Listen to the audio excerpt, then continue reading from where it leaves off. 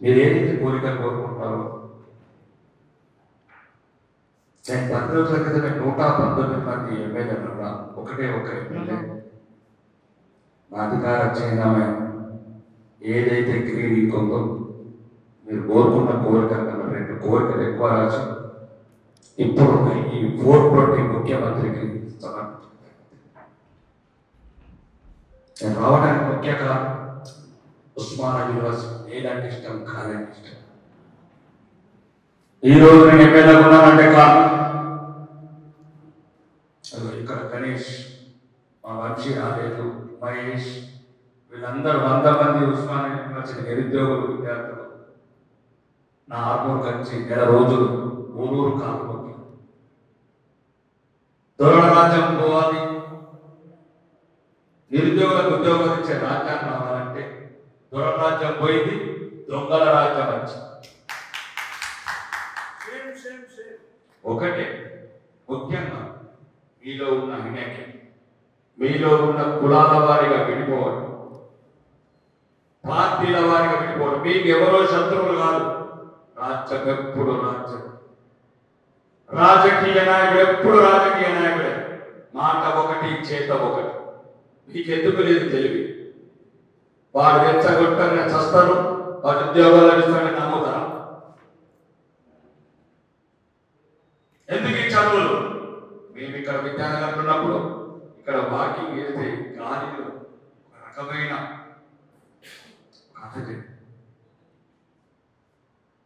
ఒళ్ళంతా పులకరించిపోయాడు. ఎందుకంటే అడిగేవాళ్ళం చిన్న వయసు కాబట్టి. ఇక్కడ వీరులు నడిచిన సన్నాసులు, దొంగలు, దూరలు నడిచిన నీడగాలి. అప్పుడొక్కడు ఇప్పుడొక్కడు. ఈరోజు తెలంగాణ పదం ఈ ప్రపంచ వ్యాప్తంగా తెలంగాణ అనే రాష్ట్రం ఈ భారతదేశంలో ఒక రాష్ట్రం ఉన్నదంటే రేవంత్ రెడ్డి గురించో రాకేష్ రెడ్డి గారు కాదు. మా ఇంట్లో ఎవరు రావలేదు, రేవంత్ రెడ్డికి ఎవరు రావలేదు, రాకేష్ రెడ్డికి ఎవరు రావలేదు, కేసీఆర్ రెడ్డికి ఎవరు రావలేదు. సచ్చింది ఉస్మానియా యూనివర్సిటీ. చెప్పండి, ఒక్కరంతా ఉండే నా కొడుకులా నేనంతా అసెంబ్లీ రమ్మనరా, సెక్రటరీ రమ్మనరా, లేకపోతే పక్క దేశం పాకిస్తాన్ రమ్మనరా. ఈరోజు హైదరాబాద్ ఎయిర్పోర్ట్, శంషాబాద్ ఎయిర్పోర్ట్ కూడా తెలంగాణ పదవి ఎట్లొచ్చింది? సెక్రటరీ తెలంగాణ పదవి ఎట్లొచ్చింది? కొడుకులారా ఏది కాదు. ఈ ఉస్మానియా యూనివర్సిటీ పిల్లలని ఆగమాన్ చేసి ఇక్కడ ఒకసారి దయచేసి స్టూడెంట్ ఏమనుకో, తల్లి పాలు రోమకు ఎవరెవరైతే ఉస్మానియా ఆడుకుంటారో దొరల పక్కన ఒక్కడు, దొంగల పక్కన ఒక్కడు. కొన్ని గెలవండి. మాకు అందుకోసం మిమ్మల్ని రాజకీయాలకు రావాలని భయపడుతుంది. మిమ్మల్ని నమ్మతారు, మీరు రావాలి. అడుగు అడుగులు అభివృద్ధి 7 నెలలు అయింది, ఒక్క అభివృద్ధి చేయలేకపోతే ఏడుస్తాం. ఏమి లేదు. నిన్న పోయా ఉద్యోగం గురించి చెప్తాను, ఒక ఈజీ కొంచెం చెప్తాను. తర్వాత చెప్తా, పెద్ద పని కాదు. రాజ్యం అనుకుంటే గంట. ఆ రాజ్యంలో మీరుండాలి, ఆ ఇంకు మీ చేతిలో ఉండాలి, ఆ కలం మీ చేతిలో ఉండాలి, ఆ సంతకం మీ బిడ్డలై ఉండాలి. ఎవరు రేవంత్ రెడ్డి, ఎవరు కేసీఆర్, ఎవరు రాకేష్ రెడ్డి, ఎవరు రాకేష్ రెడ్డి కొడుకులు మొత్తం మిమ్మల్ని వాడుకొని ఉద్యమాలు చేపించి ఊపిరి తీసి నిసార్ రెడ్డి గొంతు కోపించి శ్రీకాంత్ చంద్ర తగలబెట్టిన నా కొడుకు ఈరోజు తెలంగాణ అసెంబ్లీలో ఉంటారా? లేదా 10 మంది చెప్పలేకపోతున్నాం. అమాయకత్వం, పేదరికం. ఒక్కొక్కరు పీజీ చేసారు, పిహెచ్డీ చేసారు, డాక్టరేట్ చేసారు. మీ డబ్బులు పోతే ఇంకా మీ వాళ్ళని ఎవరు కాపాడతారు? మీ పిల్లల్ని ఎవరు కాపాడతారు? నిన్నగా కమన్నా 2 రోజుల క్రితం చూడండి, ఐలాపురం గ్రామంలో 50 ఏళ్ళ క్రితం జరగమైన పోలీసు ఎస్సీపీల రాస్తారు. మొత్తం కూలిపోతుంది. 46 మంది బిడ్డలు గంట గంట క్షణక్షణం బతుకు పేరుతో బతుకులు. అది అందులో రెడ్డి లేదా?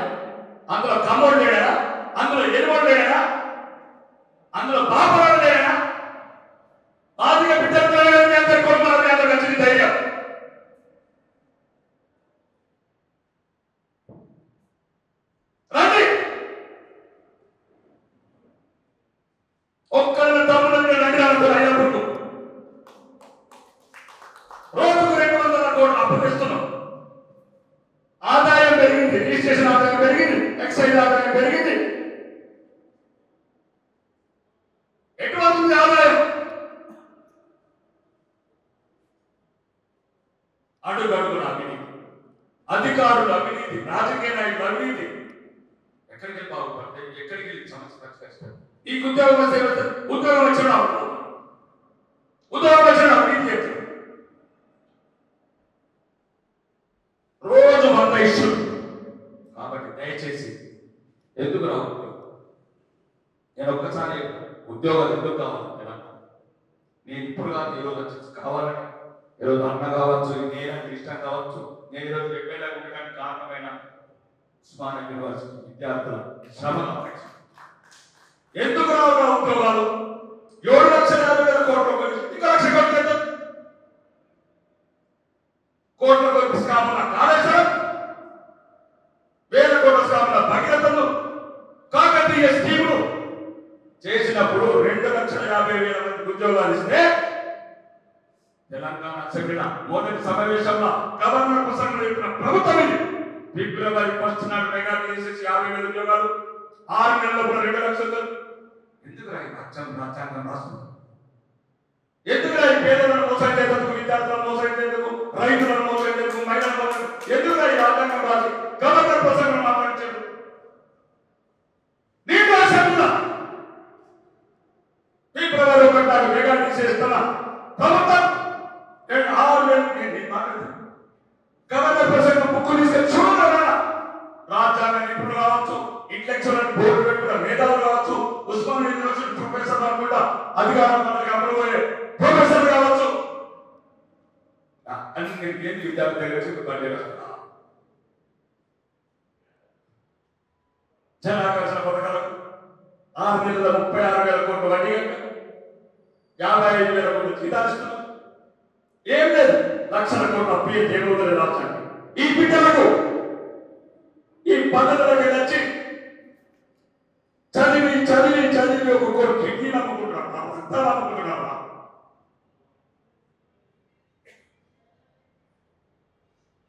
ఈ ఉద్యోగాలు ఇస్తే 2,50,000 ఉద్యోగాలు ఒక్క రోజు ఒక కళ పూర్తి లేదు. రోజుకు 200 కోట్లు అప్పు చేస్తే ఇంకొక కోట్ల కేంద్రం. ఈ జాతికి జీవం పోతుంది, ఈ జాతికి ధైర్యం పోతుంది. 2,50,000 ఉద్యోగాలు అయితే కుటుంబానికి 10 లక్షల మందికి ధైర్యం వస్తుంది. నా బిడ్డకు ఉద్యోగం వచ్చిందంటే తండ్రికి బదులు కొడతాడు, చెల్లెకి పెళ్లి చేస్తాడు, ఇంట్లో ఉన్న కార్యక్రమాలు చేస్తాడు. 2,50,000 మంది వాళ్ళు 10 లక్షలు. మా వాడు మా బామ్మ చేస్తే ఏంటంటే బావకు ధైర్యం ఉండదు, మా తమ్ముడు ఏమారు ఏంటంటే 100 మంది బంధువులకు ధైర్యం ఉండదు. మా వాడికి పని పడుతుంది, అంతా తెలియదు, పని పడుతుందో పడదో. సుమారు తెలంగాణ 50 లక్షల మంది ధైర్యం పోతుంది. ఆ జ్ఞానం ఉన్నోడు అవసరం. ఆ జ్ఞానం ఉన్నోడు ఎక్కడ గడ్డ మీద తొందరలు కలిసి పట్టుకున్న ఈ రాష్ట్రంలో మీరు ఇట్లాంటి సెమినార్లో పెడితే ఒరిగేది లేదు. మీరాన్ని నన్ను బయటకోడు, కులం ఒక్కడు, ఆ కాంగ్రెస్ ఒక్కడు, బీజేపీ ఒక్కడు, కమ్యూనిస్ట్ ఒక్కడు,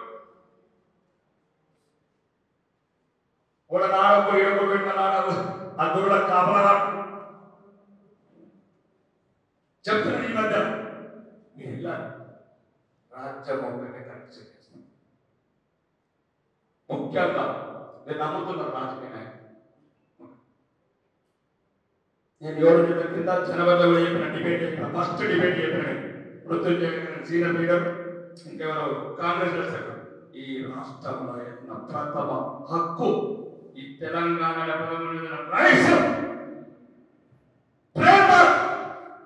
ఉన్నదంటే తెలంగాణ నిరుద్యోగం చూసుకోవాలి. రంగులలో ఒక్కరన్నా ఏ మంత్రి నచ్చడము, ఏ విధంగా నచ్చడము, 2 నెలల దగ్గరికి ఎవరు వచ్చిందో మీకల్లా మీ బిడ్డలు బంగారు సెంటర్ పెట్టుకుని పుట్టినరా, ఇంటర్నేషనల్ ఏసీ స్కూల్లో చదివినరా, మర్సిడెస్ కార్లో వెళ్తున్నారా? అందుకోసం పేద వర్గాల బిడ్డలంటే సోయి. నేను అందుకోసం వెళ్తున్నా, హాస్టల్కి వెళ్తున్నా, అడవులకి వెళ్ళే అవసరం లేదు. ప్రజాస్వామ్యంలోకి పోరాడు. ఒక కలెక్టర్ కానీ ఒక అభ్యర్థి ఒక్కడు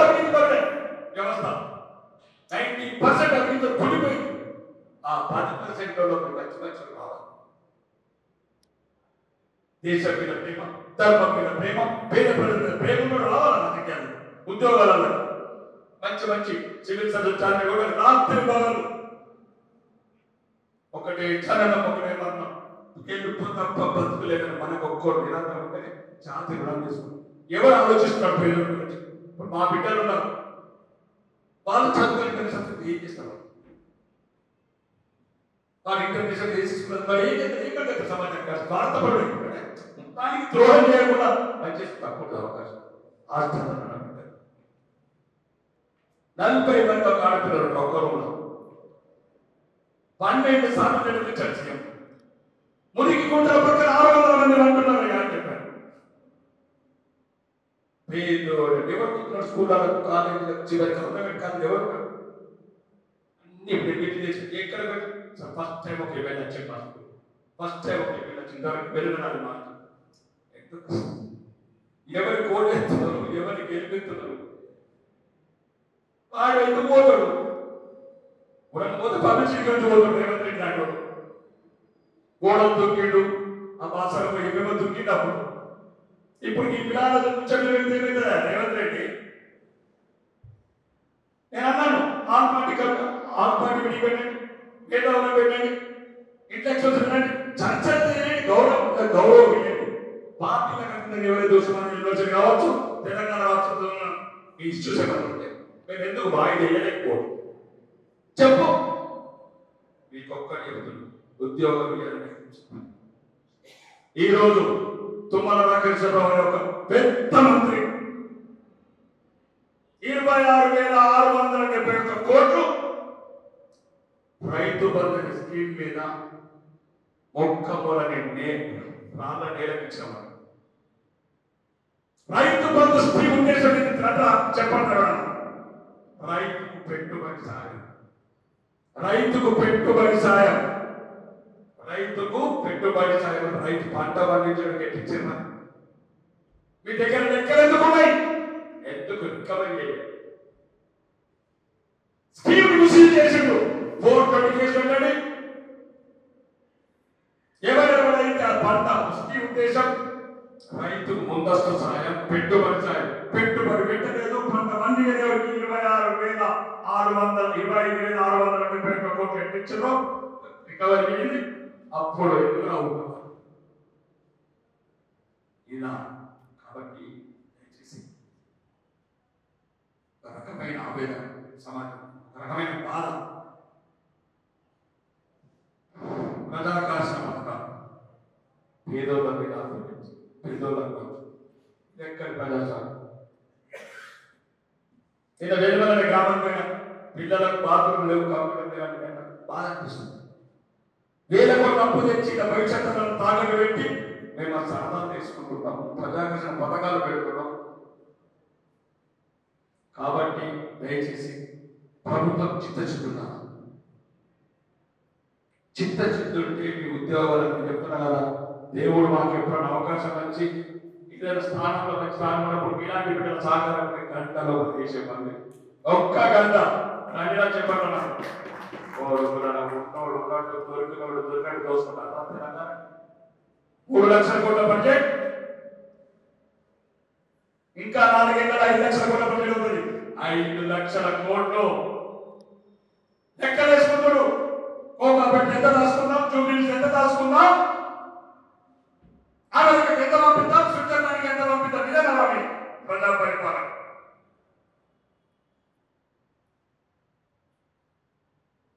విద్యార్థులు గురించి దయచేసి నేను కొన్న కూడా ఉస్మానియాను లెటర్ కావాలని లెటర్ ఇచ్చాను.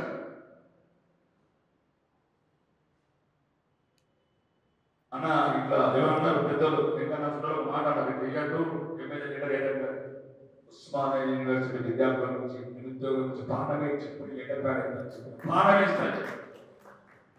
వచ్చిన కాలం కూలి నచ్చిన కూలి పని చేసి వచ్చిన తప్పే వద్దా. కాబట్టి ఈరోజు రాజకీయాన్ని స్వరం చాలా బాగా ఉస్మానియా యూనివర్సిటీ విద్యార్థుల మీద, విద్యార్థి సంఘాలు చేసి పెడతారు.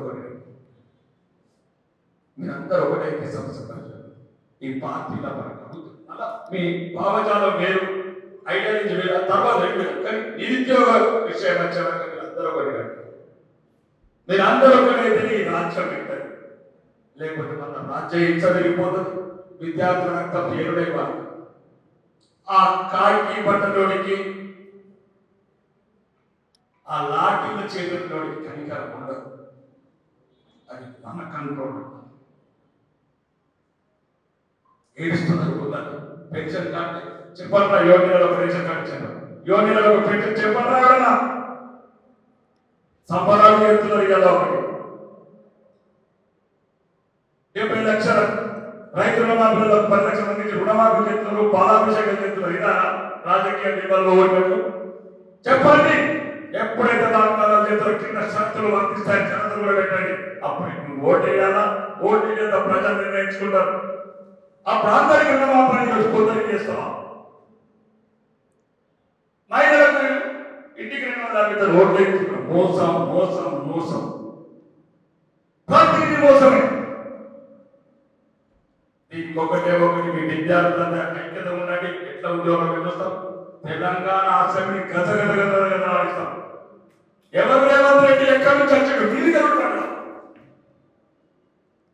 ఇక మధ్యకి మధ్య ఉస్మానియా అంతా ఇంటికి తెలుసు. నాకు పని ఇంకో పని ఇంటికి తెలుసు. ఊళ్ళలో పోయి 12 ముసలోళ్ళకు పెన్షన్లు, పేద పిల్లలకు స్కూళ్ళలో సౌకర్యాలు పోయి అంత ప్రతి ఒక్కరు డీజీపీ, ఏజీపీ, ఏసీపీ అందరూ పోయి చూడండి తెలంగాణ పదాన్ని. చుట్టూ కాబట్టి ముఖ్యంగా చెప్తున్నా, విద్యార్థులకు కూడా చెప్తున్నా, ఎవరు మీ గురించి పోరాడుతున్నారు, ఎవరు మీ గురించి లోపల ఒకటి బయట ఒకటి పెట్టుకోకుండా మాట్లాడుతున్నారు. మహిళలు కావచ్చు, రైతులు కావచ్చు, విద్యార్థులు కావచ్చు, పేదలు కావచ్చు, మీరు రావాలి. మీరు అధికారంలో రావాలి, మంచి మంచి వ్యవస్థలు రావాలి. వచ్చిన వాడు సమాజాన్ని పట్టించుకోవాలి. వాడు మన ఆఫీసర్ హనుమర్చిపోతున్నాడు. వృద్ధులు వచ్చినాడు ఒక 100 అనుకుంటాడు, తర్వాత 70 కాబట్టి దయచేసి ముఖ్యంగా ఈ దేశానికి భవిష్యత్తు మీరు లేనప్పుడు ఈ దేశం లేదు. డబ్బులో మళ్ళా పెట్టారు. బ్రిటిష్ వాళ్ళు ఈస్ట్ ఇండియా కంపెనీ తీసుకొచ్చి మళ్ళీ 200 సంవత్సరాలు మన దండీలు. ఇప్పుడు ఎవరెవరైతే మొత్తం డబ్బున్నోడు ఎవరున్నారు అందరూ వెళ్ళిపోతారు ఫారెన్ కంట్రీస్. మళ్ళీ మనమే పోయాలి. జాతి భారం, కుల భారం, జాతి భారం, పేదోడి భారం, నాస్తికము, పైశాచికము. మన కళ్ళ ముందే మన తల్లని, మన బిడ్డల్ని, మన భాగాన్ని తీసే కొడుకులు మనంతా. కాబట్టి విద్యార్థులు భారతీయ జనతా పార్టీ శాసనసభ్యులుగా మాట్లాడుతున్నారు. రాజకీయ ఇష్టం చేసుకునే లేదు.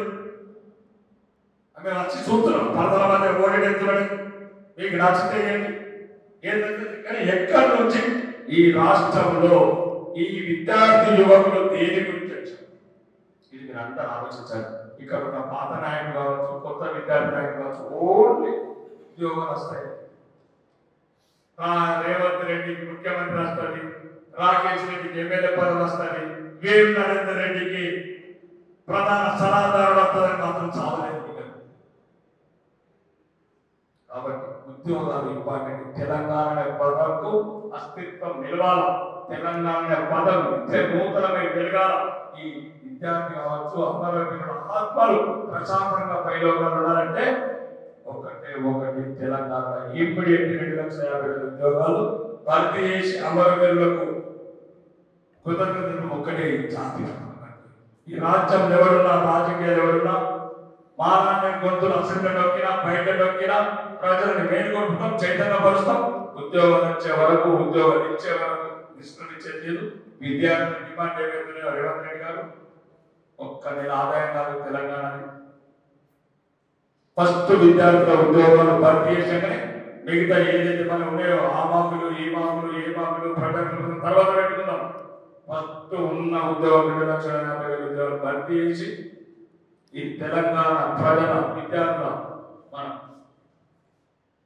కృతజ్ఞత చెప్పుకునే సమయం ఆసన్నమైంది. ఒక్కవేళ నువ్వు పొందున్నట్టే ఉంటావా? రాజ్యాంగమైన ఉన్నతమైన పదవులు ఉన్నప్పుడు గౌరవంగా ప్రవర్తించి ఈ విద్యార్థులను గౌరవిస్తావా? మీరు నిర్ణయించుకునే సమయం ఆసనమైంది. దయచేసి మిత్రులు చెప్తున్నా, సహోదరులు చెప్తున్నా, ఇది ఊపిరిలో ఊదిన యువత, ఊపిరిలో బదిలిన యువత, ఉద్యోగాల గురించి రైలు పట్టాల కింద ఉన్న యువత,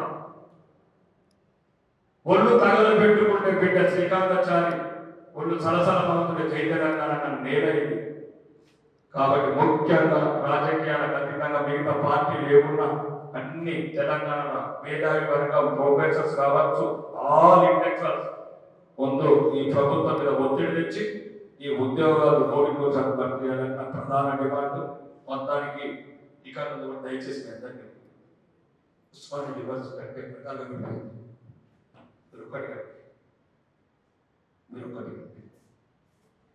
మీరు ఒకటైతే చాలా సంవత్సరాలు 72 సంచలన సన్నాసులు చేయలేదంతా బయట ఉన్నారు. మీరు ఇక్కడ అన్ని వర్గాలు వేడుకుంటున్నారు. మీరు అందరూ ఒకటి కంటే వాళ్ళంటి వాళ్ళు మీకు అండగా ఉంటాము. మా తోడుగా మీరు రండి, మీ తోడుగా మేము ఉంటాము. న్యాయమైన ధర్మమైన అన్ని కోరికలు డిమాండ్ నెరవేర్చుకుంటాం. ఇది ఎవరన్నా సోపు కాదు. మన రాష్ట్రం, మనం సాధించుకున్న రాష్ట్రం, మన తెలంగాణ. కాబట్టి ముఖ్యంగా ఉద్యమాలు కూడా ఈ రోజున ఎగ్జామ్స్ చాలా మంది విద్యార్థులు రాలేకపోయారు. మీ మీద ప్రసంగం ఇచ్చిన, మాటలు ఇచ్చిన ఈ యువతకు స్థైర్యం నింపాలా, ధైర్యం నింపాలని తప్ప రాజకీయ ఉద్దేశం కావాలంటే రాజకీయ ఏమైతే తెలుసుకోండి, రాజకీయ ప్రసంగం ఇవ్వండి. ఒక రకమైన బాధ ఉంది సమాజం మీద. మిగతా వర్గాలు కూడా ఎక్కడ కూడా డ్రగ్స్ ఎడిక్ట్ కాకుండా రాత్రి పొలం చదవండి. కళ్ళు లేని వాడు కలెక్టర్ అవుతున్నాడు, కాళ్ళు లేని వాడు పెద్ద పెద్ద ఉద్యోగాలు వస్తున్నారు. మీరు కూడా ఈ డ్రగ్స్ అట్లాంటి బాన్సర్ కాకుండా ఈ జాతి గురించి, పేద బిడ్డల గురించి, పల్లెటూళ్ళలో మరి దారుణమైన పరిస్థితులు ఎక్కడైనా చూస్తున్నాం. ఎవరు పట్టించుకొని జాతి గురించి ఎడ్డి తెలంగాణ అడిపోయిపోయింది. తెలుగు కూడా తెలంగాణ ఎడ్డి తెలంగాణ గురించి అని అనుకోండి. ఆ ఎడ్డి తెలంగాణ గురించి నాకు తెలుగు చెప్పండి. వాళ్ళ గురించి చెప్పాలంటే మనమే కావాలి, మనమే కాపాడుకోవాలి. కాబట్టి ఈ అవకాశం ధన్యవాదాలు. తొందరగా అందరూ ఉద్యోగాలు నాయకులు కూడా ఎమ్మెల్యేలకు, ఎమ్మెల్సీలకు, నామినేటెడ్ పదవులకు ఆశపడుతుంది. ఇది కూడా దురదృష్టకరం. ఎందుకంటే ఉస్మానియా యూనివర్సిటీ వేదిక అంటే చైతన్య ప్రతీక, ఉద్యమకారులకు నిలయం, దేశానికి నాయకత్వం వచ్చినటువంటి వాళ్ళని అందించేటువంటి గొప్ప కేంద్రం. బడి గుడి రెండు కలిసి ఉన్నటువంటి ఒక అద్భుతమైనటువంటి క్షేత్రం. కానీ ఇవాళ దీన్ని పతనావస్థకు తీసుకుపోయేటువంటి ప్రయత్నాలు జరుగుతున్నాయి. పోయినాయనేమో ఉస్మానియా యూనివర్సిటీ రావడానికే అది యూనివర్సిటీ కాదు, అది యూనివర్సిటీ వాళ్ళ ఉపయోగం లేదని చెప్పేసి ఏ రోజు కూడా దీన్ని మొక్కలు చూడలేదు.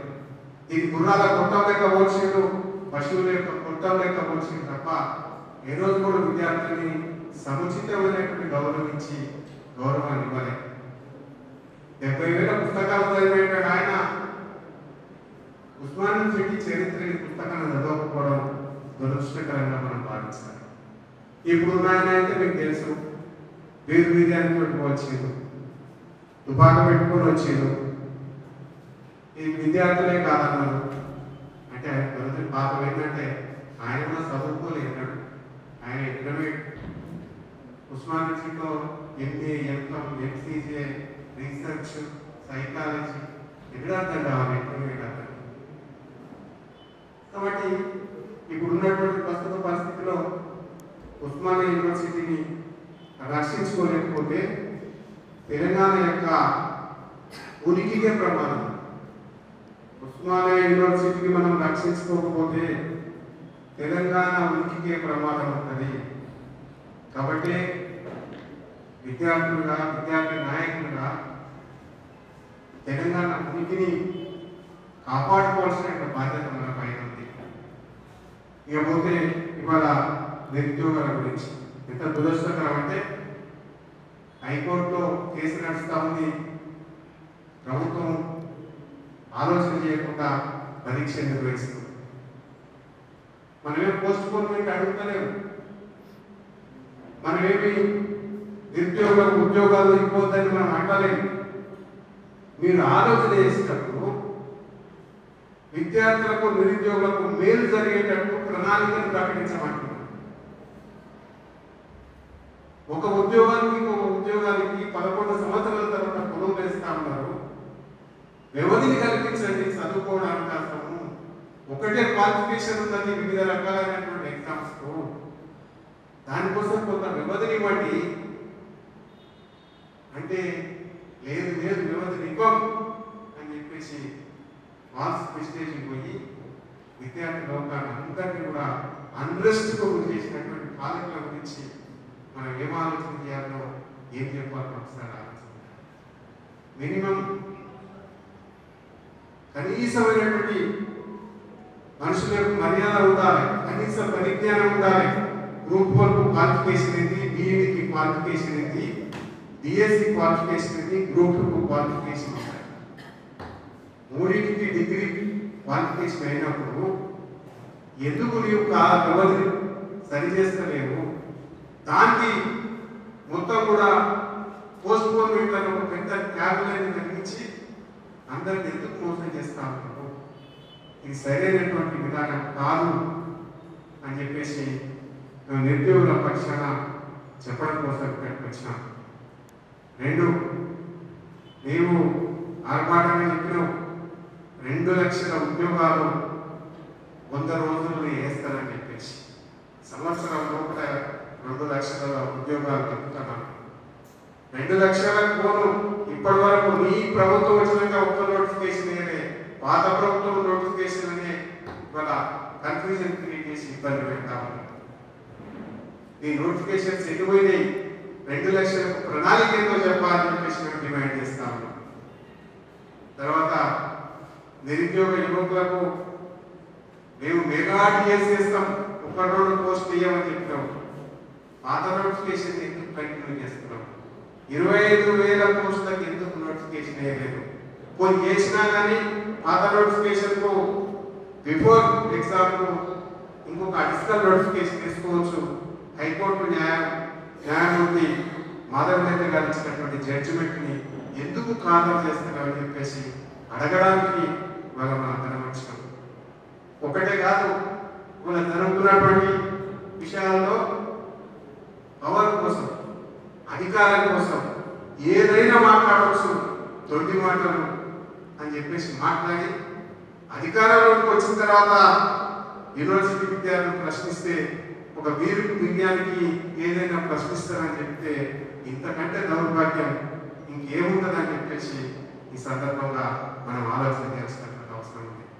అందుకని భారతీయ జనతా పార్టీగా నేను మాట్లాడతలేను.